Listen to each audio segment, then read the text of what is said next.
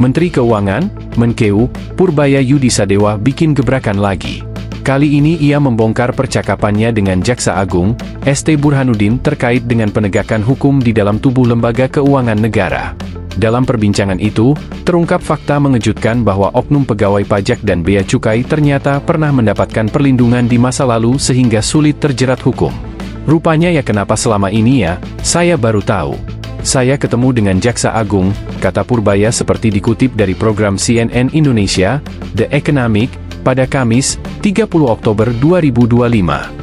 Menurut Purbaya, Jaksa Agung sempat bertanya kepadanya soal apa tindakannya terhadap aparatur pajak atau bea cukai yang terlibat masalah hukum. Saya nggak tahu ini rahasia apa enggak. Biar aja rahasia juga, saya ungkap di sini, kata Purbaya. Dia tanya sama saya, Pak gimana kalau orang pajak atau bea cukai terlibat masalah hukum? Apa maksudnya? Tanya saya lagi.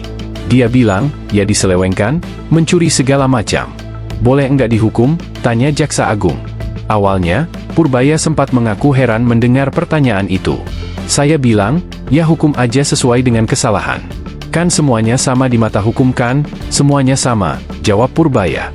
Dari percakapan dengan ST Burhanuddin itu, Purbaya baru mengetahui bahwa di masa lalu, ada intervensi dari pihak tertentu agar kasus oknum pegawai pajak dan bea cukai yang terlibat hukum tidak diusut.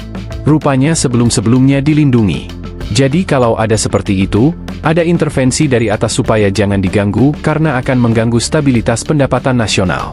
Itulah yang menciptakan seperti dikasih intensif untuk berbuat dosa.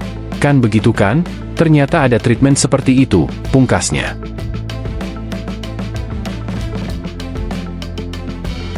Download Tribun X sekarang. Menghadirkan lokal menjadi Indonesia.